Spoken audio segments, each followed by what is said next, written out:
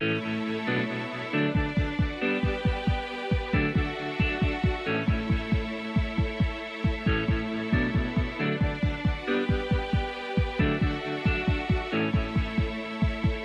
hour of the Costa Report is brought to you by IBM. Big data at the speed of business. Welcome to the Costa Report. I'm Rebecca Costa, and thank you for joining me for another 2 hours of straight talk radio. I want to welcome members of our armed forces who are joining us from remote outposts over the internet today. Thank you for being with us again. In just a moment, acclaimed journalist and news anchor Mr. Dan Rather will be with us to explain why journalists no longer have the courage to do the kind of reporting that really matters, and how this is producing an underinformed and sometimes a misinformed democracy. But before Mr. Rather joins us, as is my custom each week, let me tell you a little about his background. Daniel Irvin Rather Jr. was born in Wharton, Texas, and was raised in Houston by working-class parents who subscribed to and religiously read many different newspapers. Their admiration for reporters had a tremendous influence on the young Rather, who was also fond of listening to reporting delivered by Eric Severide and Edward R. Murrow over the radio. At Sam Houston State College, Rather signed on as editor of the college newspaper while also working for the Associated Press, United Press International, and the local radio station. But this wasn't the only time Rather would find himself juggling multiple roles at one time. After graduating with a degree in journalism, Rather joined KTRH Radio. This was followed by a job with CBS affiliate KHOU TV. That is until CBS promoted Rather to network correspondent. It didn't take long before he was covering the Washington, D.C. beat, which included stories ranging from the Watergate scandal to the war in Vietnam. Rather's big break as anchor came when CBS assigned him to the CBS Weekend News. Then in 1981, he was named successor to Walter Cronkite on the CBS Evening News, while he was also hosting 48 Hours and working for 60 Minutes. Once again, Rather found himself juggling multiple roles. Rather stepped down from anchoring the news, retiring from CBS in 2006 after serving the network and the public for 44 years. And I might add, winning numerous Emmy and Peabody Awards, honorary degrees, and being inducted into the Television Hall of Fame. Today, Mr. Rather hosts Dan Rather Reports and is the founder of News and Guts Media. It's my pleasure to welcome to the Costa Report an industry veteran who has been called the hardest working man in broadcast journalism, Mr. Dan Rather. Thank you for joining us today, Mr. Rather. Rebecca, thank you very much for having me on, and thank you for that wonderful, overly generous, but wonderful introduction. It's a pleasure to be with you. Well, we just try to report the facts here, and hopefully we got a few of those right. You have such a long and distinguished career; it's kind of hard to work it all in one radio program. But I'd like to open with something that it has really weighed on me since leaving CBS. You've been fairly critical of where you see journalism heading. You've said that media consolidation and corporate and political interests seem to be at the heart of a general erosion of standards. But there are many in this business that argue that, business and politics have always played a role in mass media. So what, in your view, has changed? Well, I certainly agree that they've always played a role in mass media. The difference between yesterday and today in the world of journalism is twofold. Number one, and this is in no particular order of importance, the entertainment values have finally almost completely overwhelmed journalistic values and journalistic standards, what I've called the trivialization of the news, concentration on such things as celebrities as opposed to foreign policy being an example. The second, and which is more complex, but in short is you've had a tremendous consolidation of media outlets, the ownership of increasing numbers of media outlets, both print, radio, and television, for that matter, the internet, under ever increasingly large companies, to the point, and this is the important part of this, to the point where today, in terms of national distribution of news, no more than 6, my count is 4, but no more than 6 very large international conglomerates, huge companies, control more than 80% of the true national distribution of news. Now, these are very large enterprises, very large companies. And forgive my language if you must, but big business has become in bed with big government in Washington, whether that government be led at any particular time by Republicans or Democrats, for their mutual benefit, not for the benefit of the news-consuming public. And the whole idea of news as a public service and news people having a public trust and being responsible for that trust has gone almost completely out of the journalistic equation. And that's a big difference between the early years of, say, television and even the more mature years of the 70s and 80s. That's what's changed. Well, let's talk about that consolidation for a moment. One of the side effects of consolidation, of course, is a decrease in diversity. So most news programs today tend to lead with the same stories, same footage, use the same 2 to 3 minute, format per story. They're beginning to feel very homogeneous. What is it about this consolidation that's produced such uniformity in the kind of information we're getting? Because they are now almost entirely focused on making money. Let me pause and say that I'm not against an entrepreneurial system. I'm certainly not against capitalism. But there was a time not long ago when news was considered to be first and foremost in the public interest. And therefore, being in the public interest, whether it was a network or a local station, it said, look, we're in business to make money, but when it comes, news is public service, so we're going to give 10% of our broadcast day, 5% of our broadcast time to public service. Now there's no sense of that. Now the reason you've reached such homogeneous presentation of the news is everybody in the corporate inner sanctums, they only care about ratings and demographics because that equals profits and equals stockholder value, if you will. Therefore, they depend only on the same surveys, the same people who stand outside a Walmart and say, what stories are you interested in hearing? And they all operate off the same idea. Also, everybody operates off the thesis that you get the coverage that is least expensive. You don't spend money on deep digging investigative reports. You don't spend money on true, real high quality international reporting. Therefore, everybody's focused on let's do more celebrity news, or let's have 4 people get in a room and shout at one another about what's happening in Afghanistan rather than have a bureau in Afghanistan. All of this leads to exactly what you described in so many cases.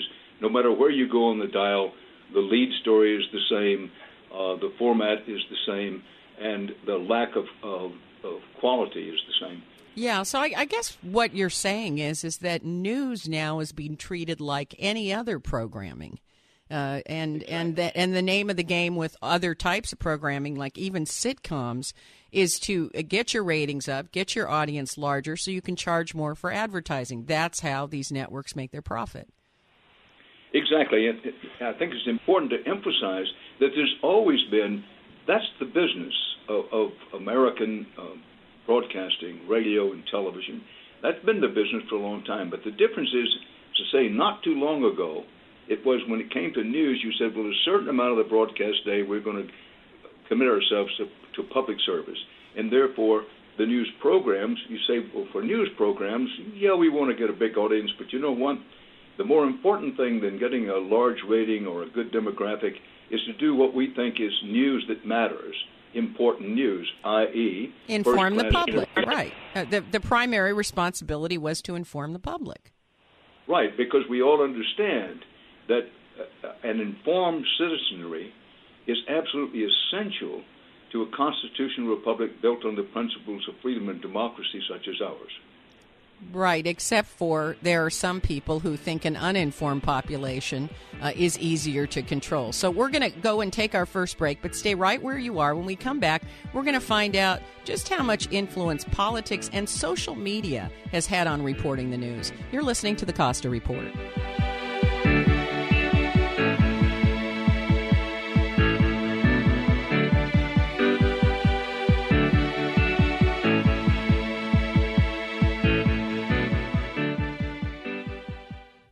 Big data is changing the way organizations work. From data-driven marketing and ad targeting to the connected car, big data is fueling product innovation and new revenue opportunities. It's creating a culture in which business and IT leaders join forces to realize value from all data. They infuse analytics everywhere and make speed a differentiator, gaining competitive advantage from faster, more informed decisions.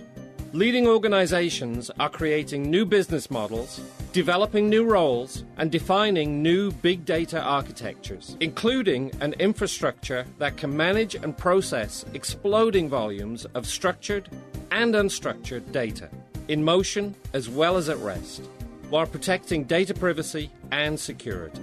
Find out how IBM Big Data and Analytics can transform your business. Visit www.ibm.com/bigdata today.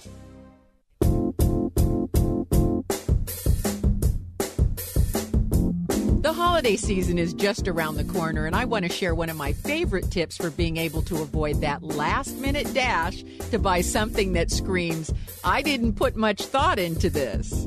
Now imagine a different scenario this year. Imagine the surprise on your loved one's face when they open the first page of the Watchman's Rattle and see a custom dedication in their name by the author. The best part is it's so easy. Just go to RebeccaCosta.com, do it right now, and click on the book cover, and presto, in less than 3 minutes you can request the inscription you want. So do it now. Go to RebeccaCosta.com, and this year, give an affordable, thoughtful gift that says, "This is for you and only you." That's RebeccaCosta.com.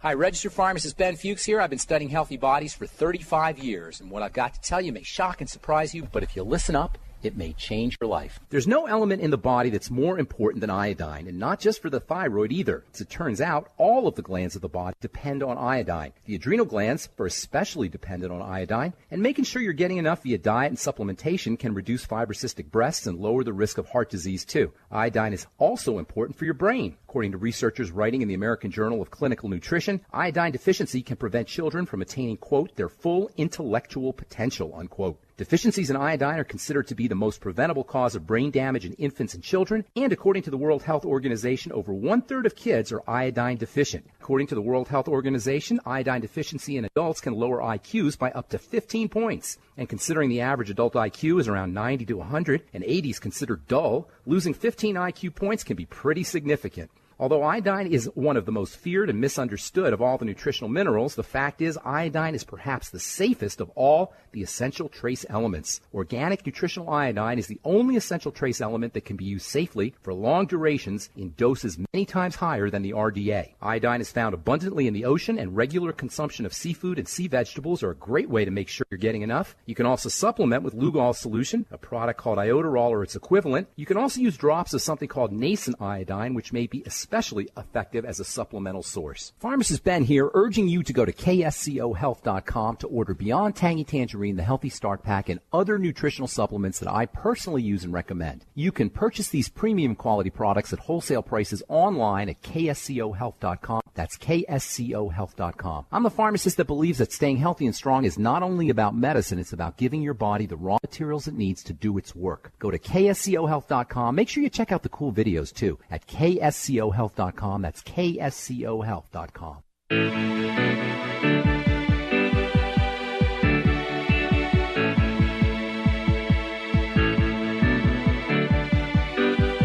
Welcome back to the Costa Report. I'm Rebecca Costa, and my guest today is journalist and former anchor of the CBS Evening News, Mr. Dan Rather. And before the break, you were making the point that consolidation has led to the news being treated like other network programming aimed at entertainment, and the news is no longer viewed as a public service designed to inform the citizenry.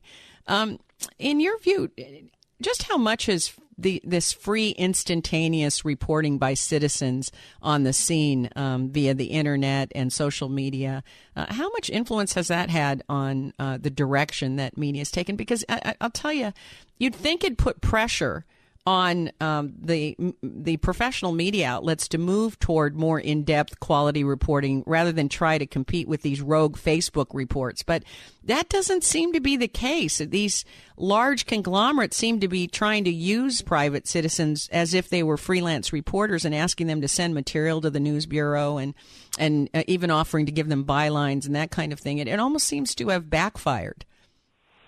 I think it has in many important ways backfired, but I want to come right behind that and say that this is a mixed picture.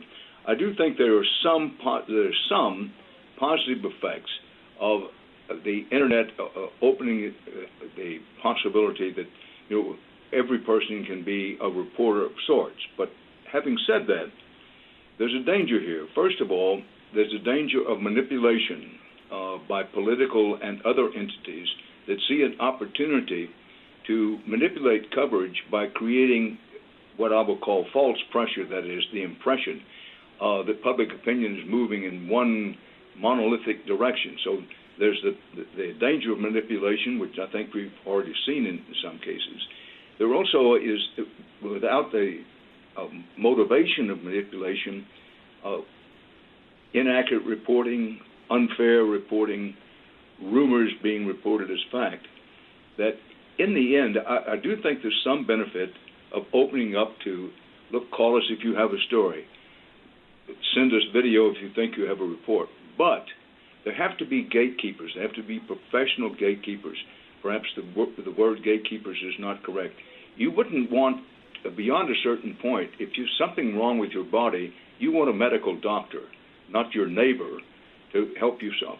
If your car needs the muffler changed or the brake lining replaced, you'd rather take it to a professional mechanic than to have the guy across the street or the woman down the street get underneath your car and make things. So there's a need for professional, experienced, trained reporters to separate what I will call brass tacks from bullshine, and that gets increasingly difficult in the environment in which we now exist. Well, I'm glad you brought that up because we seem to be so polarized these days that even asking a politician an uncomfortable question as a reporter, it can cause a reporter to be accused of being an agent for the other side, let alone investigating and revealing a story that's unfavorable to one party or the other. So as much as I agree with you, there needs to be gatekeepers. There need to be professional people. Just because you've got an iPhone doesn't make you a reporter.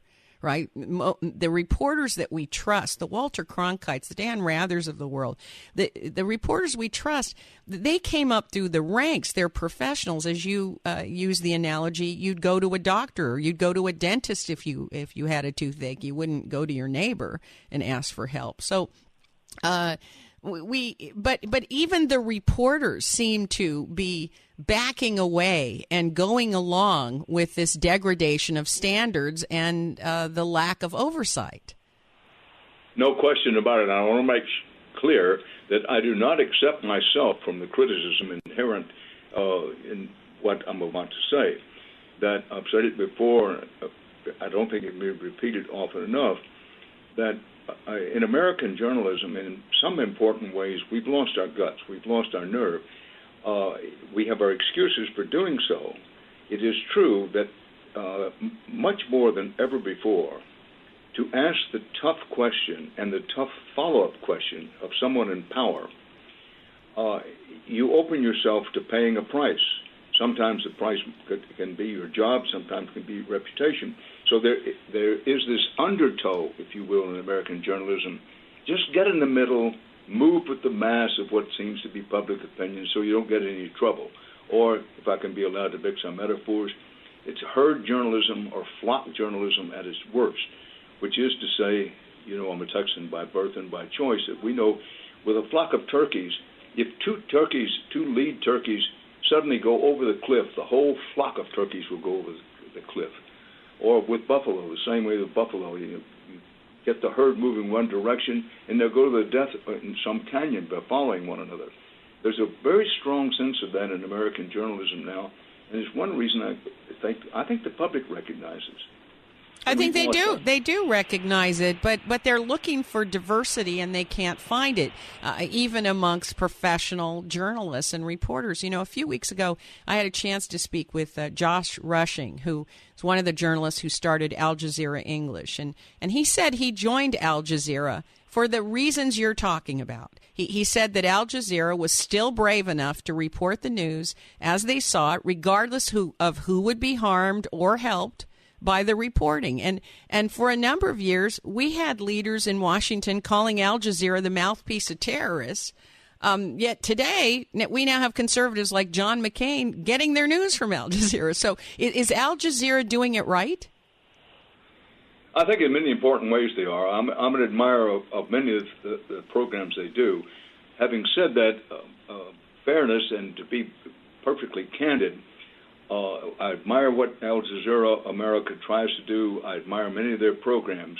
But Al Jazeera, they're reluctant to do programs about the people who finance it. I don't want to go too far with this, but as you know, what we used to call Qatar, now known as Qatar. Yeah, they don't want to bite the hand that feeds them. Exactly. So we can't go too far in pointing to them. But I will say that they have exhibited more guts, more spine, if you want to mix it that way, than most when it comes to reporting on, questioning power. Look, this is what we're dealing with, whether you're talking about Al Jazeera or anybody else in American journalism. News is what somebody, mostly somebody in power, doesn't want the public to know. That's news. Almost all the rest is advertising and entertainment. Now, I give Al Jazeera America credit. I think they've dedicated themselves, insofar as possible, to that proposition that, look, news is what somebody somewhere, mostly somebody in power, doesn't want you to know, and they set out to get it. There are other places in American journalism. I don't want to overgeneralize here. There are a lot of good journalists out there who want to do the right thing. What you and I are talking about here is the atmosphere, the political and ideological atmosphere that's been created that causes many of us in journalism, including myself, there's no nicer word for it, to cower and not meet our responsibilities. Well, one of the things that you've done, which is very brave, is you've stepped away from mainstream and you've said, you know what, I did that. I know where journalism's going, but I want the freedom to report what I see and what the truth is. Now, we have to take another short break. When we come back, we're going to find out how important an informed citizenry is to a healthy democracy. You're listening to the Costa Report.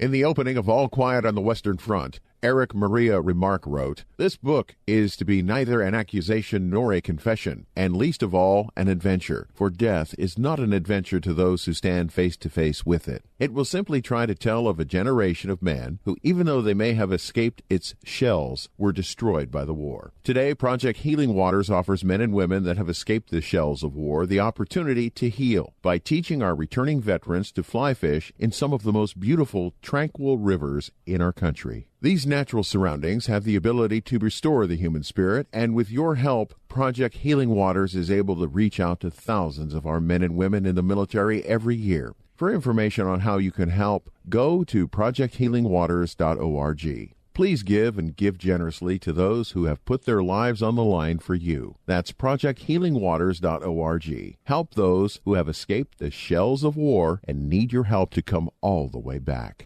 Hi, this is Sarah O'Brien from the American Red Cross. You can give the gift of life this year. Every 2 seconds, a patient in the United States needs a blood transfusion. The need for blood is constant and never takes a holiday. Whether it goes to an accident victim or a premature baby, your blood donation through the American Red Cross can help save up to 3 lives. This holiday season, give something that means something. Give blood. Make an appointment to donate blood or platelets today at redcrossblood.org. Hello? Hi, Grandma. No, Grandma, I can't fix your computer. I'm sorry it's so slow, but I don't know what to do with it. You clicked on what? You better call User Friendly Computing, because I can fix any PC, Mac, or laptop. They'll even come to your house and pick it up. But if you bring it to the shop, they'll give you a free $50 diagnostic just for saying you heard their ad on KSCO.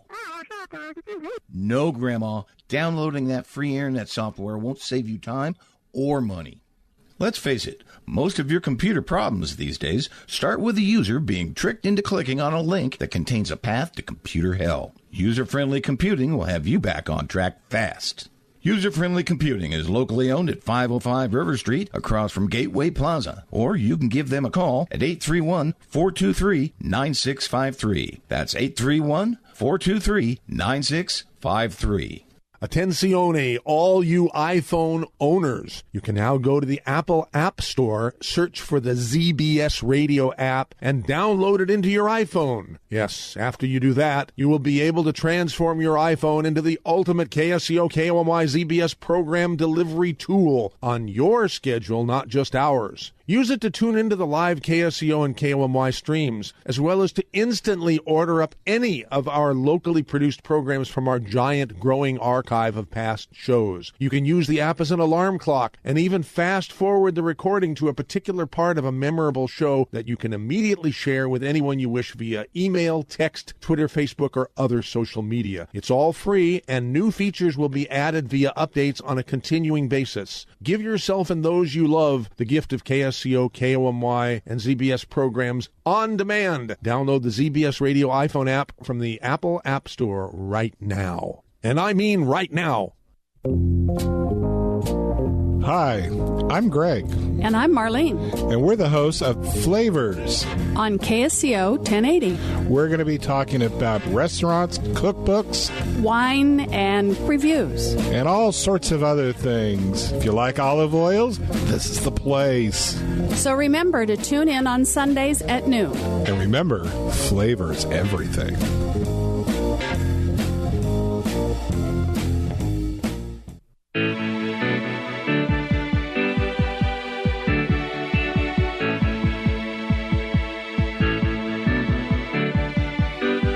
Welcome back to the Costa Report. I'm Rebecca Costa, and if you're just joining us, my guest today is Dan Rather. And before the break, you were suggesting that reporting the news is a risky business because it necessarily means that at some point you're going to be reporting something that people in power don't want reported. And even news bureaus such as Al Jazeera, they struggle with this. So just out of curiosity, Mr. Rather, who's doing a good job of making sure that the news serves the public and not profits? Well, I'm going to try to answer the question, but I'm a bit reluctant for listing even a short list for fear of leaving out someone. That's like those thank yous after at the Academy Awards where they have to pull out a piece of paper because they're pretty sure they're going to be in trouble when they get home. Exactly. But the New York Times still dedicates a great deal of its resources, and I think does a good job to do deep digging investigative reporting, which, as I've mentioned before, is one of the two biggest things lacking in current American journalism, the other being quality, first-rate international or foreign reporting.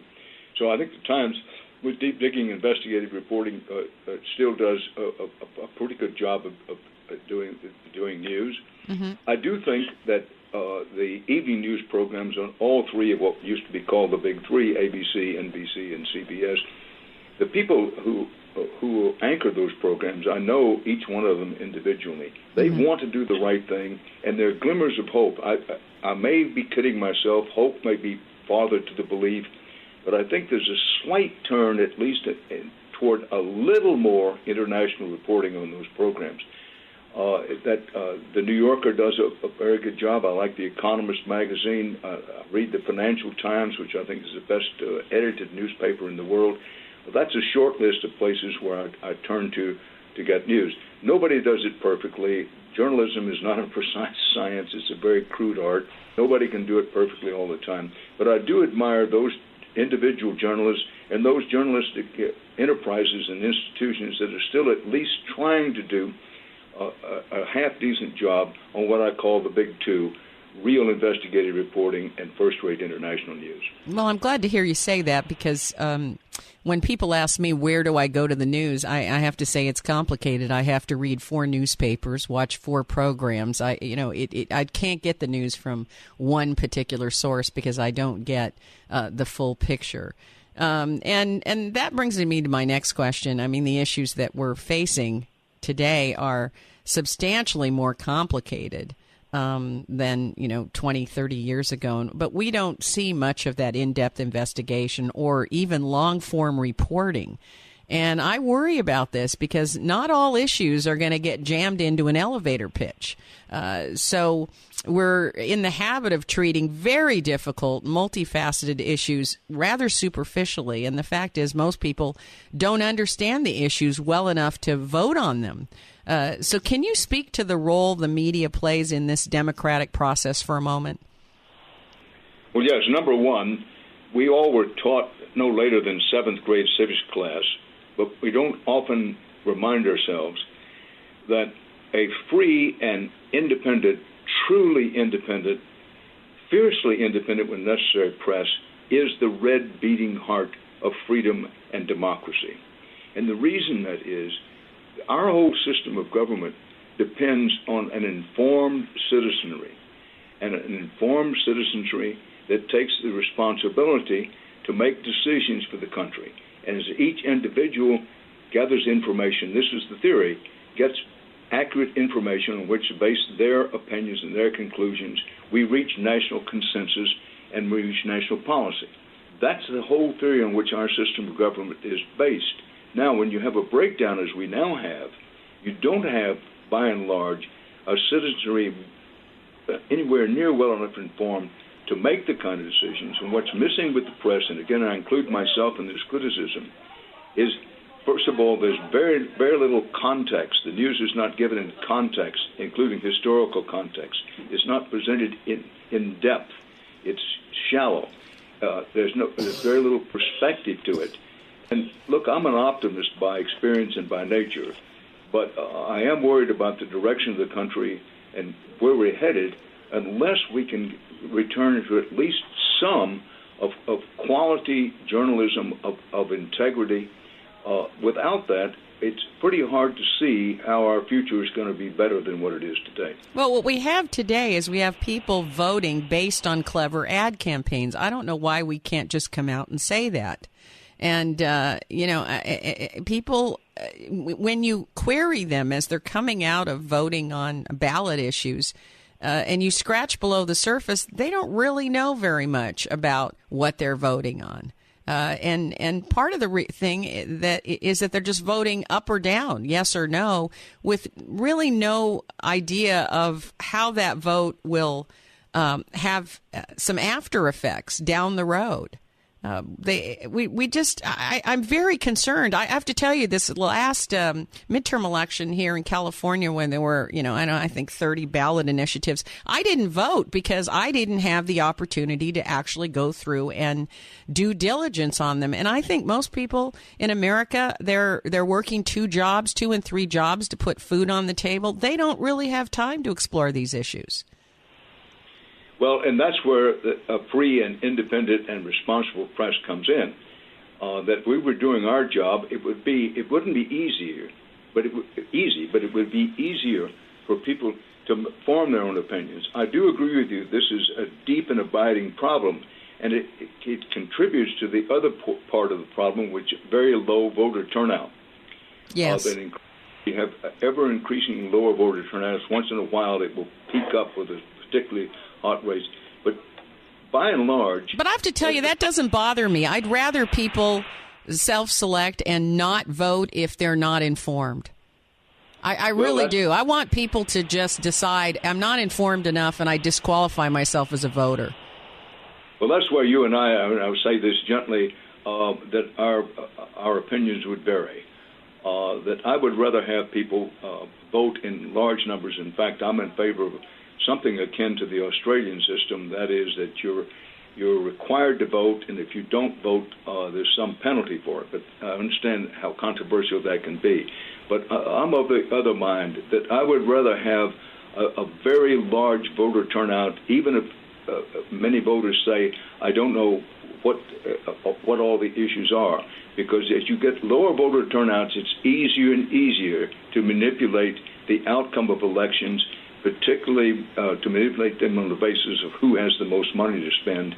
And I think that's very dangerous for us. It is dangerous. Now, I noticed that after you left CBS, you made a point of not returning to a large network, and you decided to partner with Mark Cuban to launch what you called a combination of Edward R. Murrow's See It Now, Nightline, and 60 Minutes. And similarly, Larry King, also a veteran in the industry, he partnered up with Mexican oil man Carlos Slim to form their own digital television company. So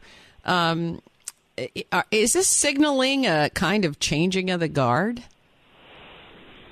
Well, I don't know. I might not be a good one to ask about that, the changing guard. I do want to say that one of the reasons I've gone in the direction I have gone, and I think any thinking person or someone has looked into it, that to do the kind of journalism that I love to do and I want to do, there are very few people willing to finance it, in very few places. Look, if NBC or ABC, CNN wanted to finance the kind of work that I do because they present the opportunity of a very large audience, I'd certainly be tempted to do it, and I don't want to kid anybody about that. But I think with American journalism, we're at a point where the old order is dead. It's what the mafia calls a walking corpse, which is to say the old order is virtually gone. That is, the way to finance journalism. Now, nobody has figured out a way in the Internet era to finance quality journalism. I think somebody will find a way, but he will come up with a business.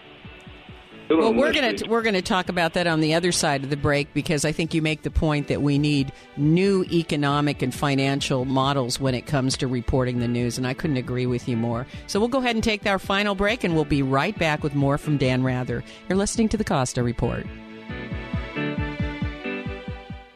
Hi, I'm Amy Tobin, cookbook author and culinary expert. Strawberries, blueberries, blackberries, and raspberries. Dole has a bounty of berries ripe for the picking. Fresh berries are not only delicious, but some of the most powerful disease-fighting foods available. Researchers have found that berries have some of the highest antioxidant levels of any fresh fruits. So add a handful or two of your favorite berries to your next meal and enjoy their nutritional benefits and natural sweetness in all of your dishes, from salads to desserts and everything in between. For fresh tips and ideas from Dole's berry experts, visit berries.dole.com. And be sure to check out the pages of mouth-watering recipes. Whether it's a sweet and savory blueberry cranberry chicken salad or a simple strawberry sorbet, Dole has the perfect berry to inspire your next berrylicious dish.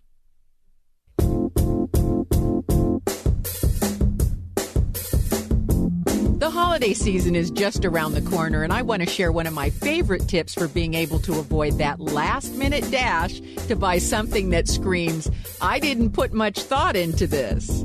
Now imagine a different scenario this year. Imagine the surprise on your loved one's face when they open the first page of the Watchman's Rattle and see a custom dedication in their name by the author. The best part is it's so easy.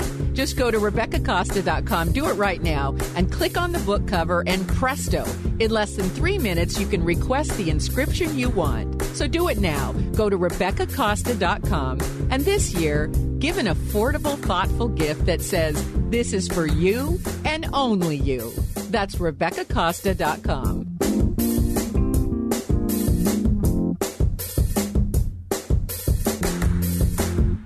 Prices are for base buildings only.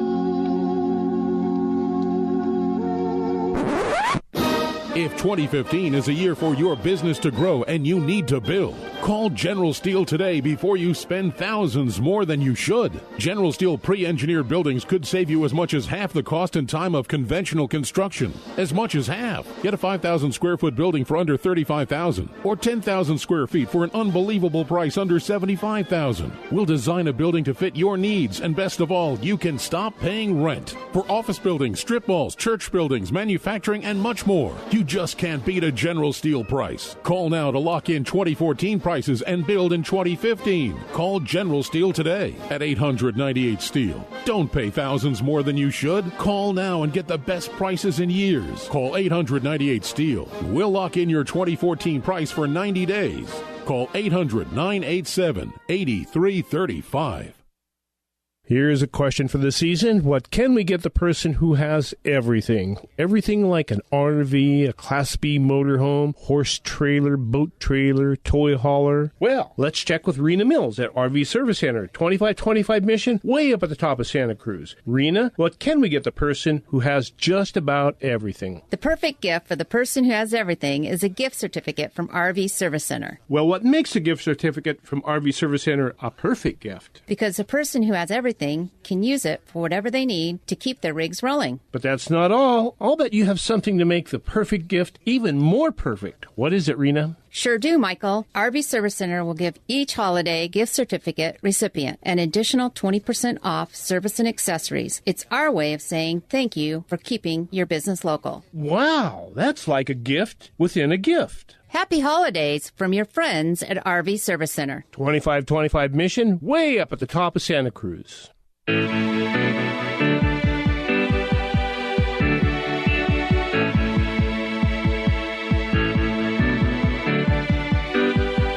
Welcome back to the Costa Report. I'm Rebecca Costa, and my guest today is Dan Rather. Now, Mr. Rather, you've talked about the need for new business models where the news is concerned. And not long ago, the Obama administration attempted to put people inside newsrooms across the country to try to understand how stories were being selected. And the administration came under a great deal of criticism for doing so. In fact, they withdrew these representatives.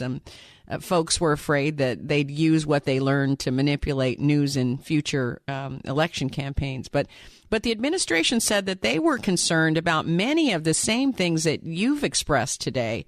So I want to ask you, in your view, does the government have a role to play in setting guidelines for news reporting, or is that government overreach? That's government overreach. There's not a place for the government setting guidelines. Some years ago, I think the most that a president could do and should do, and I still favor it, is to call a national conference on journalism. Deal with, say, look, in some ways American journalism is in crisis.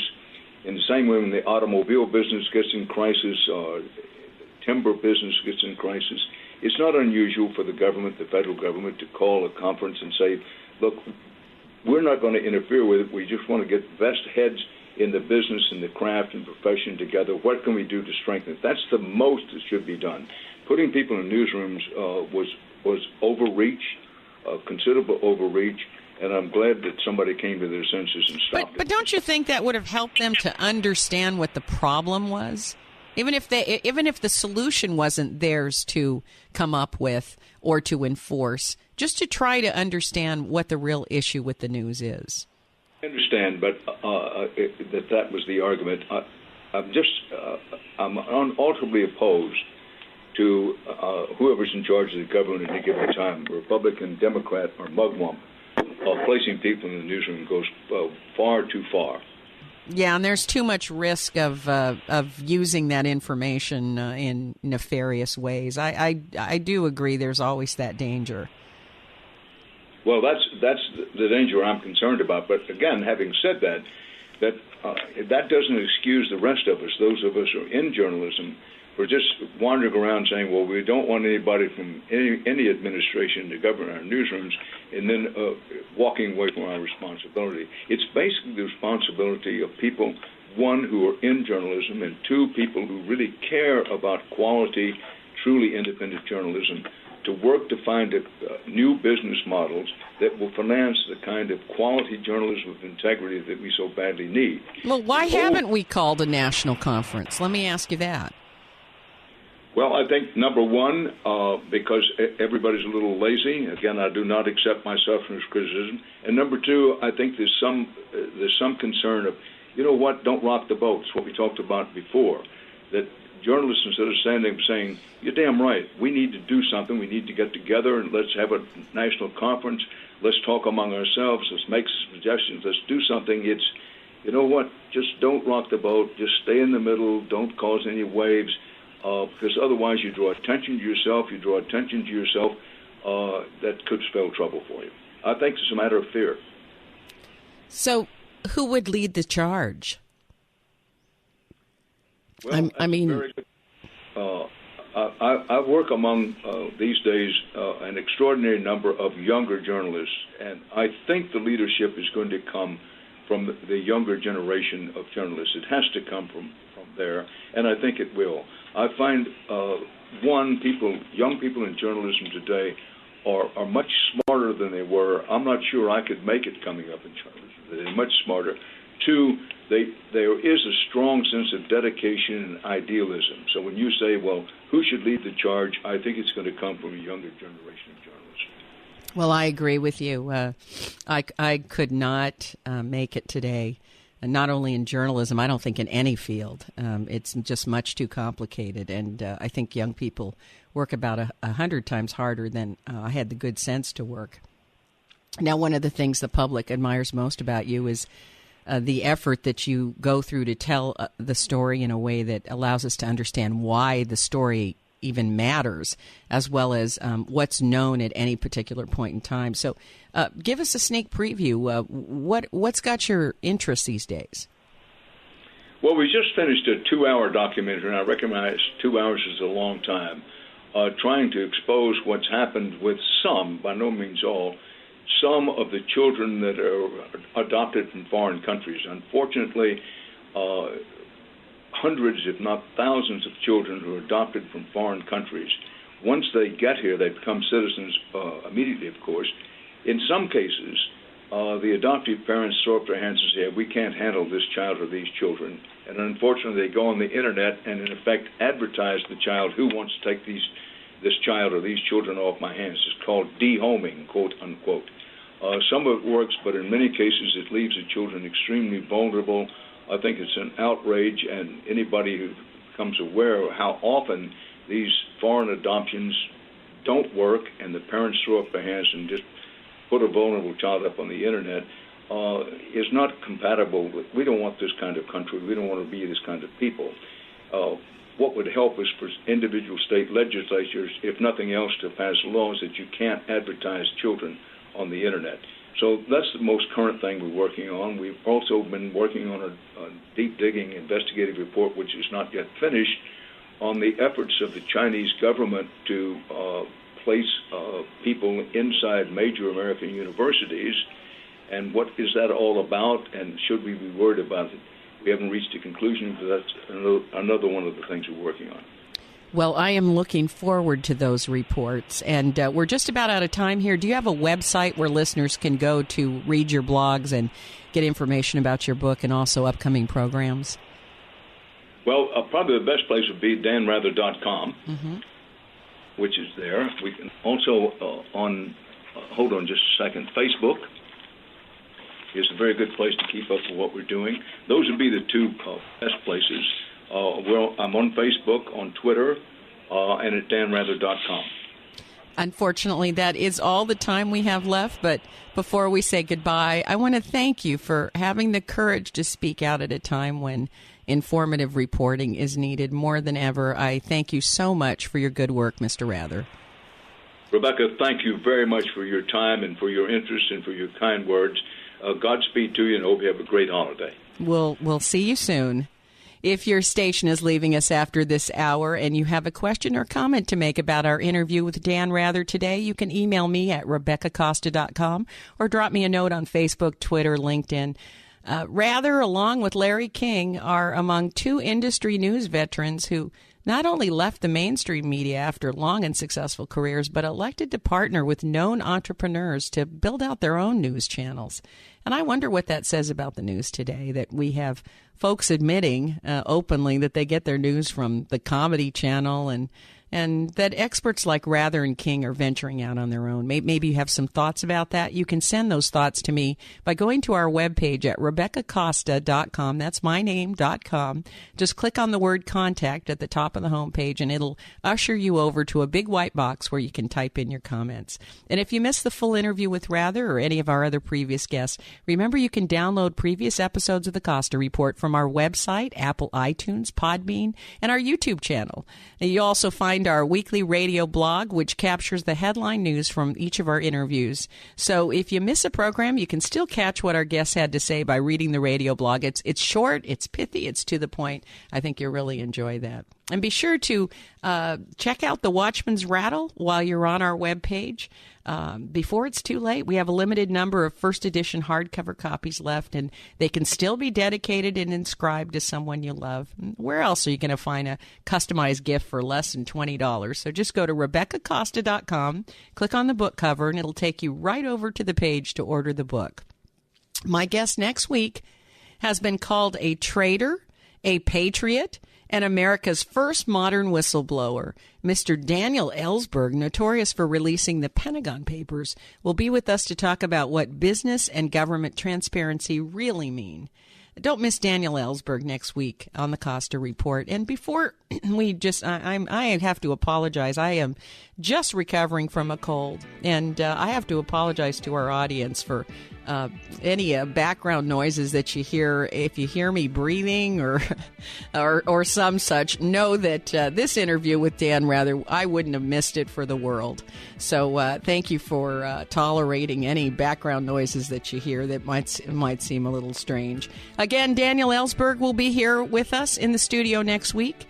Daniel Ellsberg on the only news program that puts policy ahead of politics. Now stay tuned for a second hour of Straight Talk Radio. You're listening to the Costa Report.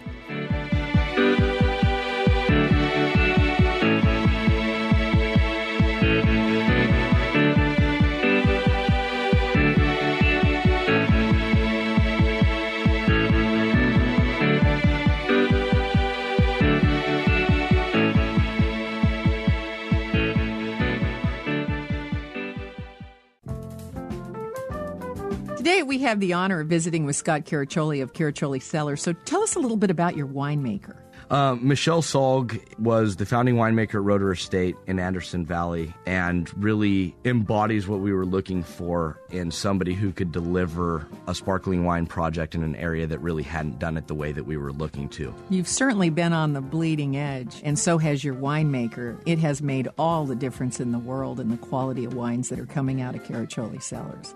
To find out more about Caraccioli wines, visit us at www.caracciolicellars.com or stop by our tasting room at the corner of Ocean and Dolores in downtown Carmel, California. That's Caraccioli Cellars, CARACCIOLI, Cellars, where one bottle is never enough.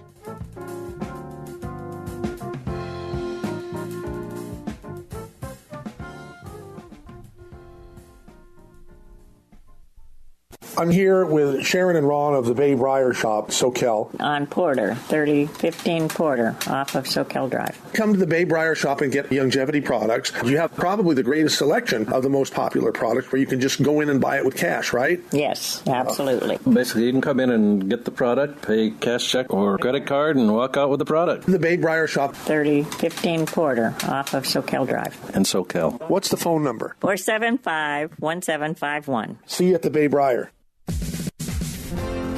Join me for It's a Question of Balance with Ruth Copland, Saturday evening 8 till 10. My in-depth arts interview is with Tad Williams, internationally best-selling fantasy writer and Santa Cruz local. And I go out and about for questions that matter to interview local people on this week's topic. Can God and science coexist?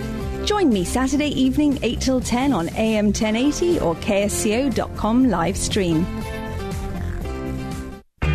Serving Northern California for over 65 years. This is KSCO Santa Cruz.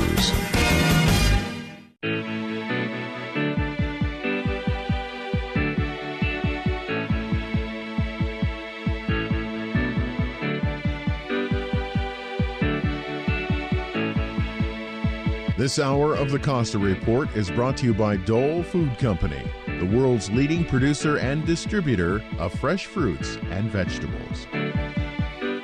Welcome back to the second hour of the Costa Report. I'm Rebecca Costa, and during the first hour today, we had an opportunity to speak to journalist and former anchor for the CBS Evening News, Mr. Dan Rather.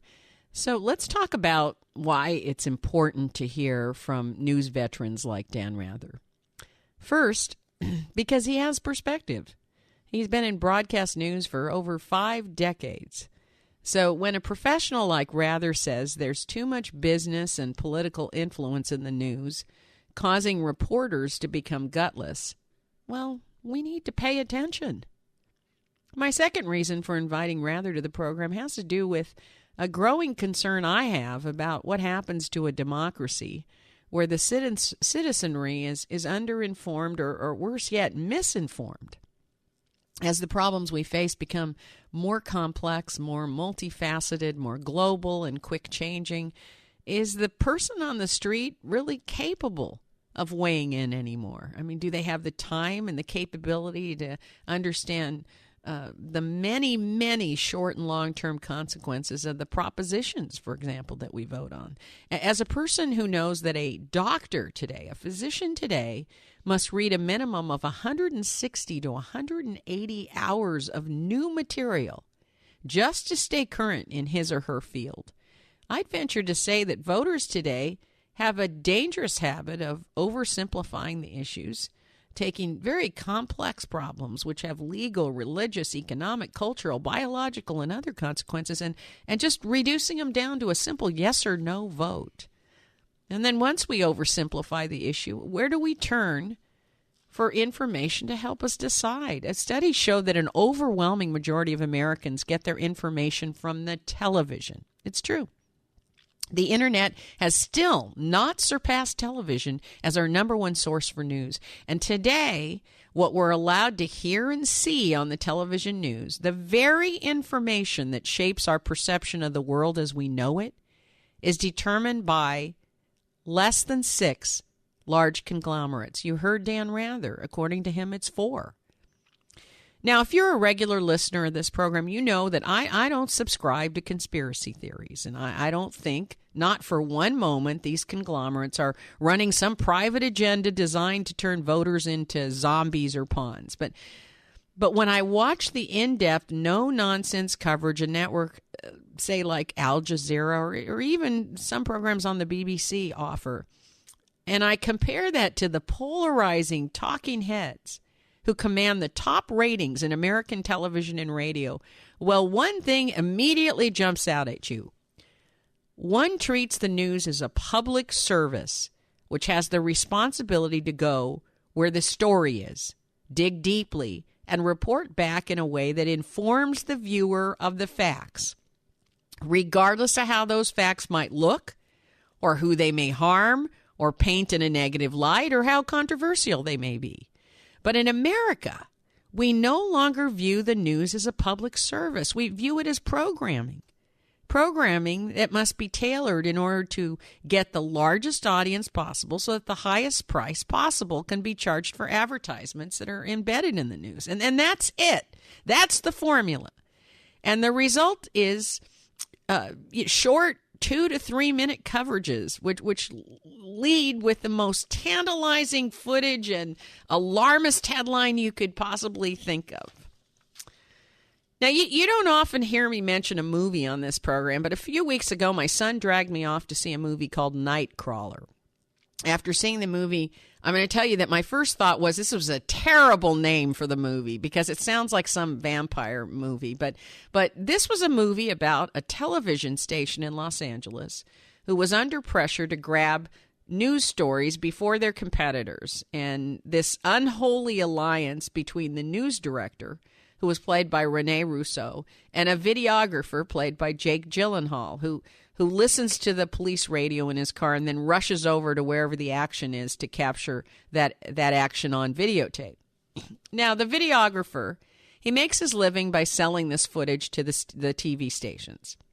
But the videographer is a really ambitious fellow. And so the story begins to take a turn, wherein he's no longer simply videotaping the events, but he's also playing a role in them. Now, I don't want to go much further into this because I don't want to spoil the movie for you. So let me just say, go out this weekend and see Nightcrawler. It's a timely movie and one that is riveting and it's suspenseful. In fact, at one point, my son looked over at me and he said, "Breathe, Mom, you have to breathe." And I really stopped breathing at one climactic moment. It's suspenseful, but it makes an important point about news that caters to our lowest instincts rather than informs. Now, if you've been to our website, you already know that I didn't start out as a journalist. I was reluctant to take to the airwaves because I viewed it as a huge responsibility. I didn't want to speak about things that I was uncertain about, and it turns out I'm uncertain about so many things happening in the world today. But once I realized that the fourth branch of government in our country, that branch that to this point has provided necessary and needed oversight as well as public education, was broken, I had no choice but to do something about it. And my idea was a simple one. Go to the top thinkers, the most experienced people in their field, and ask them to paint an accurate picture of what's transpiring in our world and get their ideas on how we might fix what ails us. And I will tell you that with folks like Dan Rather and Larry King breaking away from mainstream media, I think I made the right choice. Now, on that note, we're going to take a break, and when we come back, Sam Quentin and Bill Graff are going to join me in our weekly roundtable. You're listening to the Costa Report.